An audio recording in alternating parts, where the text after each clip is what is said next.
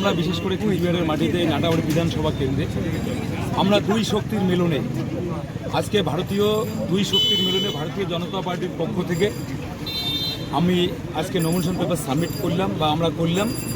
এখানকার যে অশুভ শক্তি, বিশেষ করে গণতন্ত্র ধ্বংসকারী, এই গণতন্ত্র ধ্বংসকারী এবং সন্ত্রাস যে সন্ত্রাসী শক্তি, এটাকে ধ্বংস করার জন্যে আমরা নমিনেশন পেপার আজকে সাবমিট করলাম, যাতে নাটাবাড়ির মাটিতে শান্তি প্রতিষ্ঠিত হয়,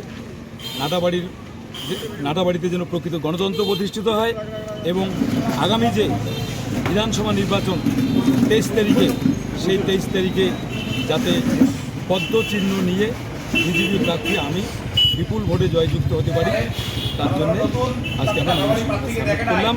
এবং আমার আশা এবং বিশ্বাস নাটাবাড়ির মানুষ এবার পরিবর্তনের পক্ষে রায় দেবে এবং ভারতীয় জনতা পার্টির প্রার্থী বিপুল ভোটে জয়যুক্ত।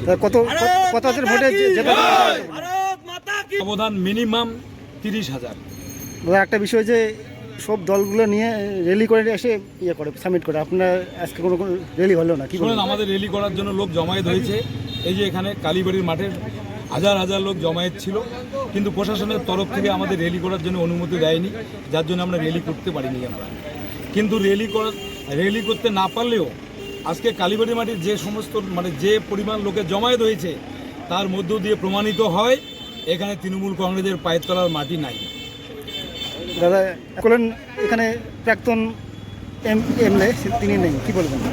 শুনেন, ওনাকে আমি সকালবেলা ফোন করেছিলাম, উনি হয়তো ফোনটা কোনো কারণে ধরতে পারেনি, ঠিক আছে, কোনো অসুবিধা বা কোনো সমস্যা থাকলেও থাকতে পারে, কিন্তু আমি পরবর্তীতে ওনার সঙ্গে অবশ্যই, কারণ উনি তো আমার অভিভাবক।